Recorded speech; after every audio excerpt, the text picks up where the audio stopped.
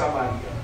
Porém o capitão, cujo braço o rei se apoiava, respondeu ao homem de Deus: ainda que o Senhor fizesse janelas nos céus, poderia suceder isso? Disse o profeta: eis que tu verás com os teus olhos, porém disso não comerás. E você diz amém. Amém. Glória. Meus irmãos, o texto que nós acabamos de ler está inserido no contexto do capítulo 6, lá pelos últimos versículos, quando diz que Samaria foi cercada pelo rei Ben-Hadad, que era rei da Síria. E quando Samaria foi cercada pelo rei Ben-Hadad, a Bíblia diz que durante esse cerco houve uma fome dentro de Samaria, e essa fome foi tão grande, tão intensa, que eles estavam vendendo uma cabeça de jumento por 80 ciclos de prata. Eles também estavam vendendo a parte do esterco dos pombos por 5 moedas de prata. Ou seja, uma cabeça de jumento que não dava para se aproveitar quase nada, estava mais caro do que uma peça de picanha hoje. E o esterco do pombo, que nem para alimento servia, também estava custando já 5 moedas de prata. Isso por causa do cerco que Ben-Hadad fez em Samaria. E isso não era comida de pobre, isso era comida de quem tinha dinheiro para comprar uma cabeça de jumento e o esterco dos pombos.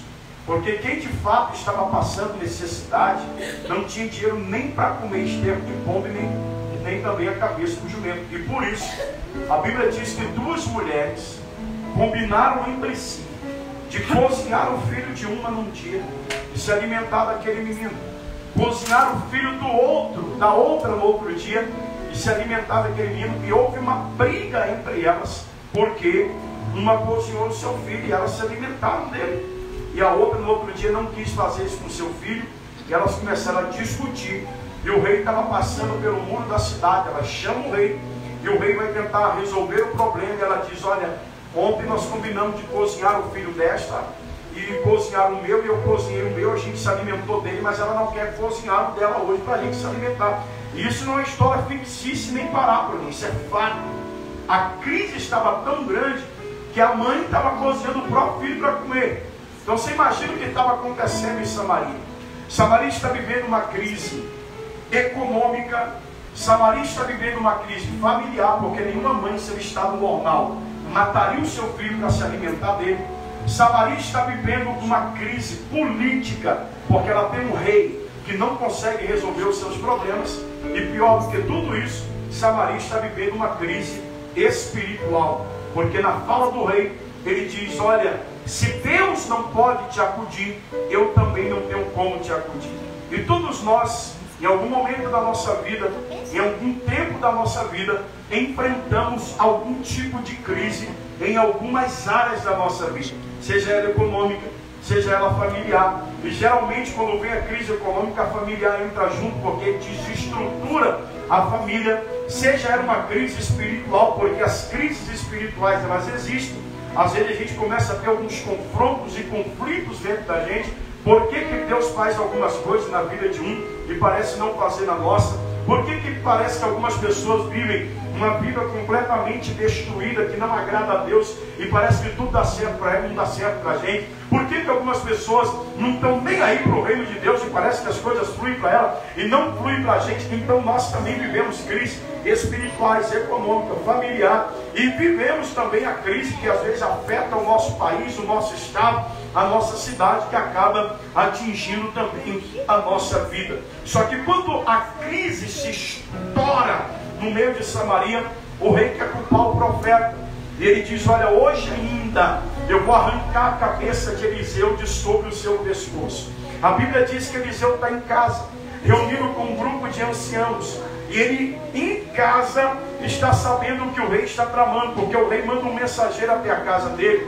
E quando o mensageiro está descendo, ele manda alguém abrir a porta e diz: abre a porta e não deixa o cabra entrar. Quando vier, tranca ela. Por quê? Porque na frente dele vem os passos de um homem homicida. Ele vai dizer: eu sei que o que está vindo na minha direção está vindo a mando do rei para tirar a minha vida. Agora perceba, Eliseu está dentro de casa, mas ele está sabendo o que o rei está tramando, porque quem ora não é pego de surpresa.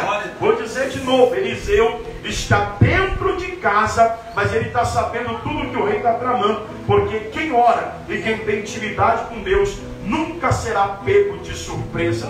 E eu vim aqui declarar sobre a sua vida nessa noite, que o inimigo pode armar o que quiser, preparar o que quiser, arquitetar o que quiser, mas você não será pego de surpresa. A Bíblia diz que Deus não permite que nada aconteça sem que antes revele aos seus profetas. E eu quero declarar que você não será enganado nem. Aleluia! Porque Deus abriu teus olhos e vai mostrar tudo antes que aconteça. Glória a Deus! Só que quando esse rapaz vai embora, Eliseu vai se encontrar com o rei. E quando Eliseu vai se encontrar com o rei, entra o versículo que nós lemos.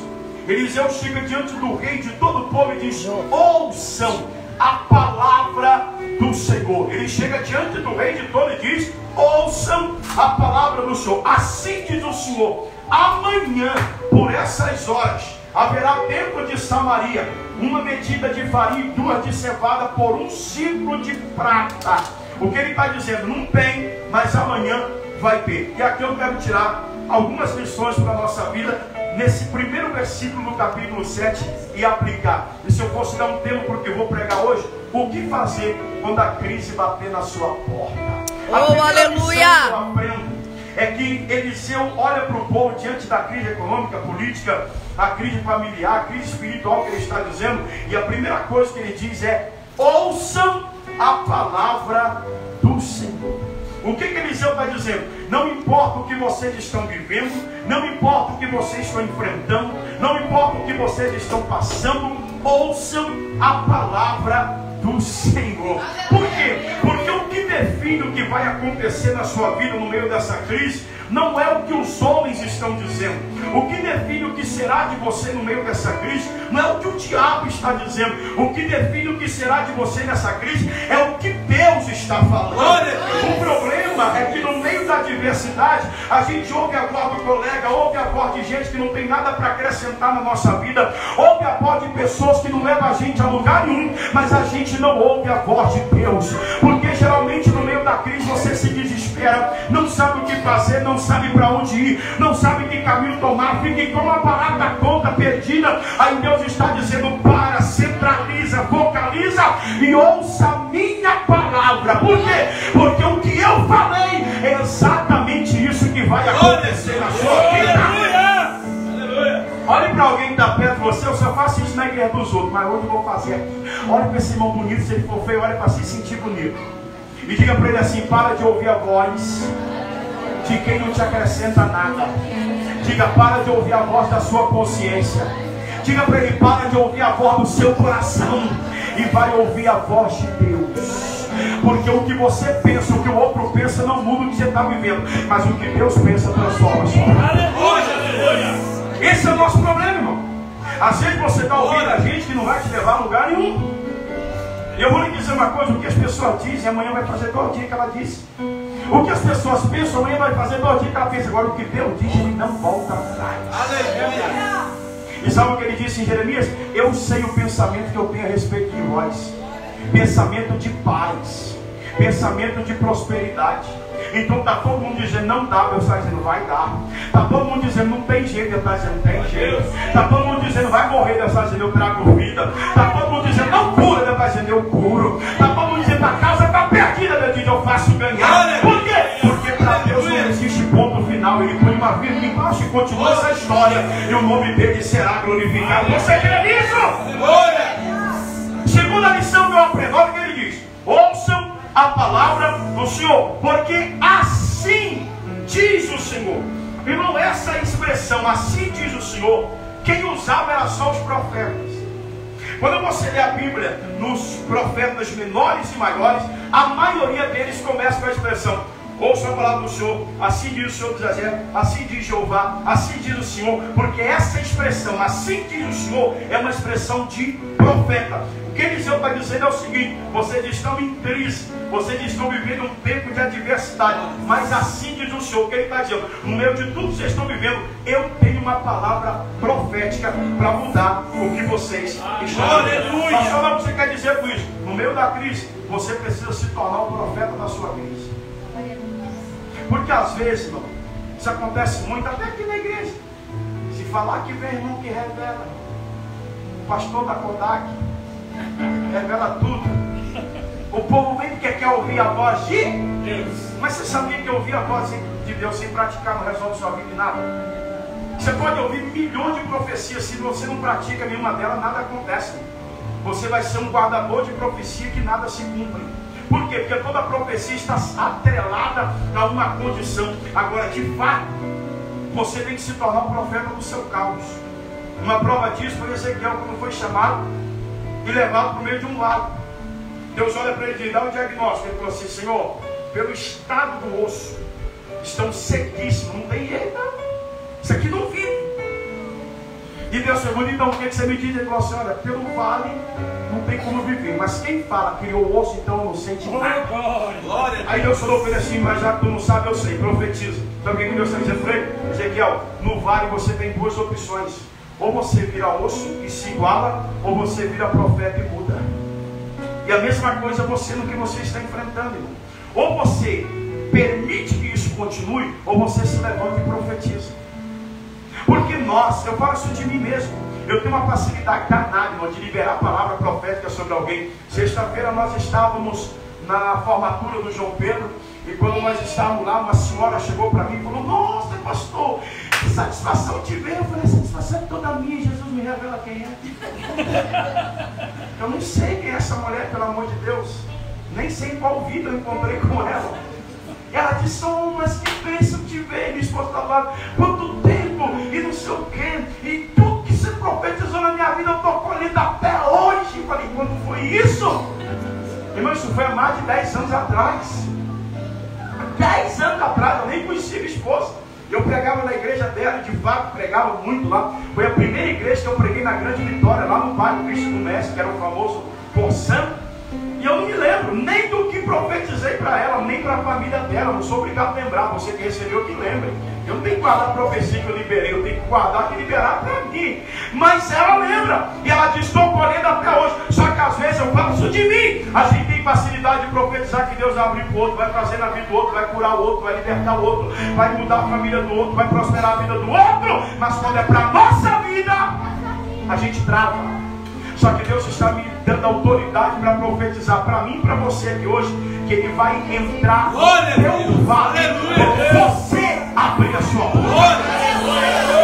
Eu vou pedir de novo: olha esse irmão feio aí, para ele ficar bonito agora, e diga para ele assim: você é responsável pelo ambiente que você vive. Diga de novo: você é responsável pelo ambiente que você vive. Diga para ele: ou você se cala e se iguala, ou abre a boca e profetiza que Deus vai entrar nesse negócio e vai lhe dar tudo. Glória a Deus. Você é o profeta do seu vale, irmão. Você é o profeta do que você está vivendo. A Bíblia diz, se não me falha a memória, quem escreveu isso foi Salomão, lá em Provérbios. Ele diz que tal como eu declaro, eu sou. O que ele está dizendo? Eu sou aquilo que eu declaro. E isso é um perigo que a gente comete muito. Principalmente nós que somos pais, às vezes, a gente libera palavras sobre filhos. Palavra um com o outro quando está com raiva. Palavra sobre a vida dos outros. Isso é um perigo, irmão. Isso é um perigo. E é um perigo muito grande. É um refreio que a gente tem que dar na nossa língua. E eu falo isso para mim também. Por quê? Porque de tanto você dizer que alguém não ia valer nada na tua casa, não é que não está valendo mesmo? De tanto você dizer que não ia dar certo, não é que nunca deu? Você diz: não, vou comprar um carro, mas você nunca foi lá e disse assim: pô, mas eu vou comprar. Não, será que eu vou pagar? Eu sempre vi isso, irmão. Eu fiquei anos e anos gastando dinheiro com o mês de comprar um carro e não consegui pagar. E aí, pastor, e eu comprei o carro, e aí? Estou pagando. No dia que não deve pagar, eu digo para vocês: já estou pagando. Por quê? Porque às vezes o medo trava a gente, irmão. O medo faz a sua cabeça virar um alfinete. E eu vou te fazer uma pergunta: o diabo é mais inteligente que o Espírito Santo? Não. Sim ou não? Não. Mas por que os filhos das trevas são mais prudentes que os da luz? Porque eles têm coragem de fazer o que gente que diz que serve a Deus não tem coragem. Eu estou mentindo? Tem gente aí, irmão, que mete a cara e bota para arrebentar e vai dar certo. E você está orando, Jesus me ajuda. Me dá coragem. Jesus está dizendo, age, meu filho. Porque oração é a mistura da palavra orar com ação. Oração é o quê? É orar com atitude. Tem gente que está orando, mas não age. Está orando, mas não faz nada. Deus está dizendo, abre a sua boca e profetiza. Glória a Deus. Eu já contei aqui na igreja uma época atrás sobre o pastor David Anchum. O sonho dele era ter uma escrivaninha. E ele profetizou 6 meses. Lá no quarto dele vai ter uma escrivaninha. Vai ter uma escrivaninha, nunca teve. Depois de 6 meses ele mudou a oração para perguntar para Deus por que a miséria da escrivaninha não chegava. Jeová falou para ele assim, você está pedindo a escrivaninha, mas não fala qual que você quer, e eu não dei até hoje por isso. Que a hora que você falar do jeito que você quer, eu mando. Ele começou, eu quero assim, tem que vir nos Estados Unidos, tem que ser de tal cor, tem que abrir assim, tem que ser assim. Não passou um mês, Deus deu. Por quê? Porque aquilo que você profetiza e verbaliza se torna uma realidade. Glória a Deus.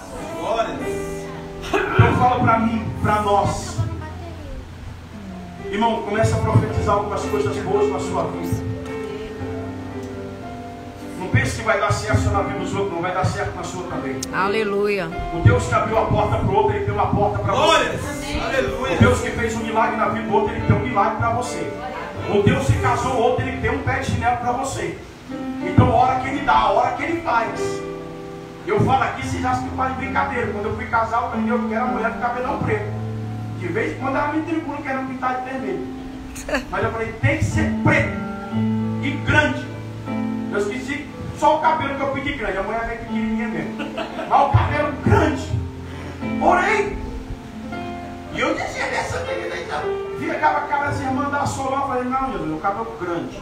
Essa aí eu não falei que é. Essa aí você dá pro irmão ali que gosta. Esse que gosta de cabelo pequeno. Esse que gosta do surfista. Esse que gosta do crespo. Esse que gosta de loura. Eu gosto de ter cabelo preto. Pronto, Deus só me deu. Aí o resto eu não pedi, né? Ele vem bravo, né? Porque ele quando briga comigo, eu falei assim, uma mulher que não briga comigo. Mas não fala. Mas o cabelo deu certo. Nem pediu o livramento. Então Deus faz aquilo que você profetiza. Eu vi o pastor Marfriciano contar a história de uma menina que estava num quarto de depressão no estado de São Paulo.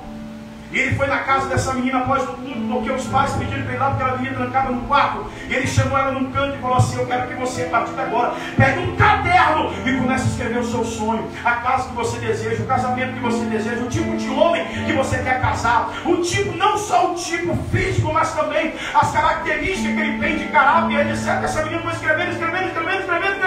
Anos depois ele foi convidado para ir no casamento exatamente do jeito que ele escreveu. Por quê?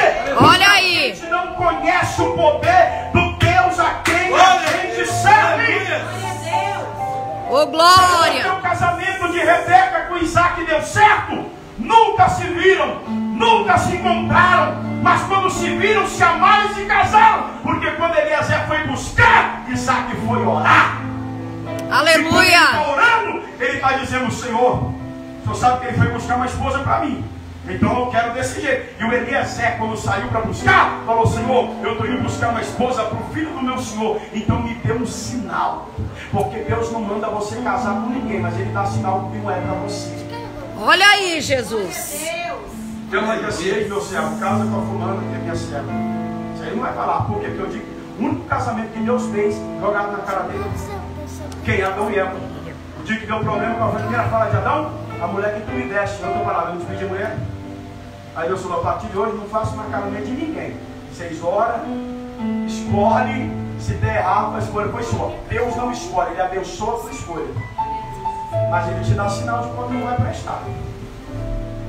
Ele te dá sinal de quando não vai dar certo. Ele te dá sinal de quando não é para você. Mas Ele só dá para quem? Ora. Então você precisa ser o profeta do que você está vivendo. Você está esperando Deus usar alguém, Deus está dizendo, e eu sou quem na sua boca? Você está esperando Deus trazer alguém de longe, Deus está dizendo, quem sou eu e você? Porque o profeta que vem de longe, ele vem num culto e libera a palavra, mas quem vai para o ambiente que precisa ser liberada a palavra é você. Então você tem que se levantar lá e dizer, assim diz o Senhor. A partir de hoje acabou. Aleluia. A partir de hoje é nova vida, é nova história, é novo projeto que eu quero declarar declarar e liberar uma palavra sobre você. Quando você abrir a sua boca, Deus vai mudar o teu ambiente. O nome de Deus vai ser glorificado. Glória a Deus. Terceiro lugar. Vai ter minha hora que eu estou pregando, vai só peguei dos outros. Olha para cá. Olha o que ele diz, assim diz o Senhor. Amanhã. Irmão, os bichinhos não têm comida, imagina. Não tem comida. Eles estão comendo cabeça de jumento, Alex. Eles estão comendo cocô de pombo. Aí chega um cabra sem juízo e diz assim: hoje estão comendo cocô com cabelo de jumento, né? Mas amanhã, glória a Deus. Aí não diz só amanhã, porque amanhã até meia-noite, amanhã. Olha o que ele diz: amanhã por essas horas. Aleluia. Uma medida de farinha e 2 de cevada por um ciclo de prata. Vou desmembrar para a gente aplicar de forma exclusiva. O que ele está dizendo é o seguinte: hoje não tem, mas amanhã vai ter. Oh, aleluia! Hoje não deu, mas amanhã vai dar. Glória a Deus! Hoje não abriu, mas amanhã vai abrir. Hoje não aconteceu nada, mas amanhã. Agora escute isso. Isso é tão sério, irmão, que Deus tem a sua forma de agir. Você lembra quando Pedro passou a noite toda pescando e não pegou nada? Jesus faz uma pregação usando o barco dele e volta aonde? No mesmo lugar. E no mesmo lugar que ele pescou de noite e não pegou nada, ele pesca de dia e faz a maior pesca da sua história. O que Jesus está dizendo para ele? Você foi sozinho, não deu certo, mas foi comigo. Glória a Deus. E aqui vai uma palavra profética. Eu não sei o que deu errado na sua vida até hoje, mas Deus me trouxe aqui para liberar uma palavra. Palavra profética é só para quem crê. O que, pastor? O que não deu certo até hoje, amanhã por essa. Aleluia! Oh, aleluia! Eu estou sentindo uma graça nessa palavra. Glória a Deus! Você está esperando um telefonema, está esperando um dinheiro da justiça cair na sua conta, está esperando alguém que dê uma resposta de emprego, de contrato. Eu não sei o que é, mas Deus me trouxe aqui para dizer: amanhã, até por essas horas, haverá uma resposta minha para você. Oh, aleluia! Glória a Deus! Aleluia! Amanhã. Agora olha o que ele diz: amanhã haverá. Esse haverá aqui é Deus criando de onde não tem, gente. Glória. É Deus trazendo de onde não existe. Porque o maior absurdo é ele profetizar. O maior absurdo é o que ele profetiza. Ele diz que amanhã, por essas horas, haverá farinha. Haverá cevada. Achou qual a diferença da farinha para a cevada? A farinha era a comida dos ricos, a cevada era a comida dos pobres. E Deus está dizendo: amanhã, o que não tem, vai ter aqui na porta, tanto para os ricos quanto para os pobres. E detalhe, vai estar tudo no mesmo preço. Olha o que Deus está dizendo: não são vocês que vão atrás da farinha, é a farinha que vai vir para a porta. Eu vim aqui profetizar, recebe quem quiser, porque é de graça. O que, pastor? Não é você que vai atrás. O milagre vai ser tão grande que você vai acordar e o milagre. Glória a Deus! Agora para você entender isso aqui. Tá, ele disse que vai vir farinha e vai vir cevada. Só que o plantio, tanto do trigo quanto da cevada, entre o plantio, o cultivo, a colheita, 6 meses. 6 meses. A plantar, cultivar e colher. Agora Deus não diz assim: amanhã por essas horas eu vou mandar trigo e cevada para vocês plantarem. E daqui 6 meses vocês vão colher. Até porque se eles fossem esperar mais 6 meses, ia morrer todo mundo de fome. Deus não disse: olha, amanhã eu vou trazer a cevada para ser plantada e cultivada. Não, Deus disse: amanhã eu vou trazer farinha pronta. Amanhã eu vou trazer cevada pronta. Sabe o que Deus está dizendo? O que demoraria 6 meses para acontecer na sua vida? Oh, aleluia! Eu vou fazer. Aleluia! Eu creio! Aleluia! Pastor, já estou esperando e teria que esperar mais. Só que Deus vai dizer: não vai esperar mais. Amanhã haverá. Aleluia! Mas aí mora um problema. Qual é o problema? Um só. É que quando Deus promete as coisas para a gente tem mania de querer ficar sabendo de onde vai vir. Por exemplo, eu disse assim, vou te dar um carro. Você diz, quem vende carro na igreja? Ah, fulano, vou falar para ele que eu senti de Deus de orar lá na concessionária dele. Você vai lá e ora e não te dá nada. Deus fala, vou te abençoar com uma casa. Meu Deus, quem é corretor na igreja? Aí você já procura, vou falar que não. Quando Deus libera uma palavra para você, Ele não precisa da sua ajuda para cumprir. Ele precisa da sua obediência para ele cumprir. Glória. Aleluia. Por que, para nós? O milagre sempre vem de onde você menos espera. É verdade. Quando Jesus foi entrar em Jerusalém, há uma profecia, Ezequiel diz que ele entraria pela porta principal, a porta dourada. Jesus chega perto da porta dourada, faz um desvio e entra pela porta do gado.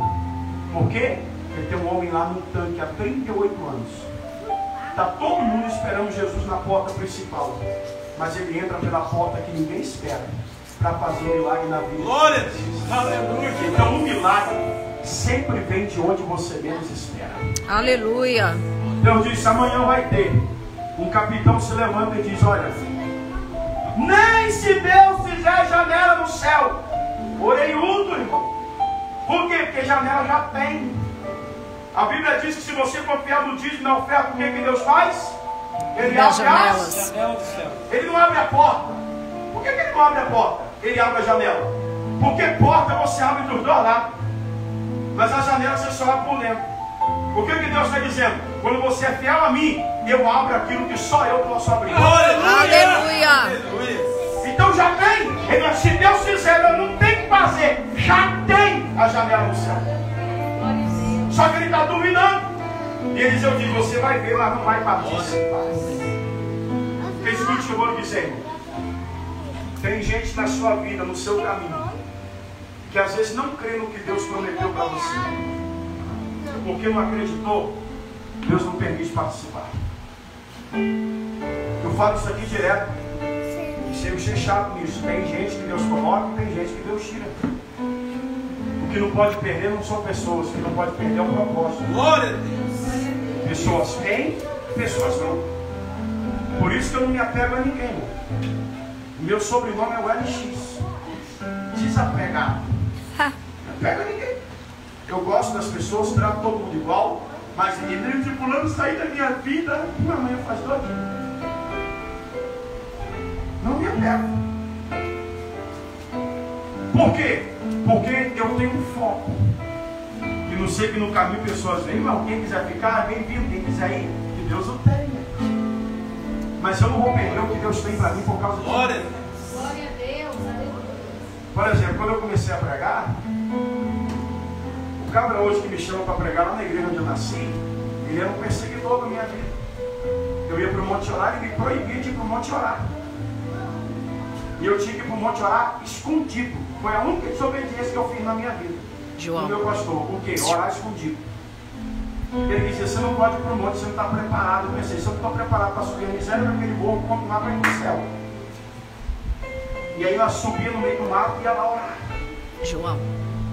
Porque tinha gente que nunca imaginou que Deus ia lá numa roça chamada Monte Alegre, pegar um menino tímido, vergonhoso, que não tinha pai, não tinha mãe, não tinha ninguém, criado pela avó, ia fazer dele um pregador.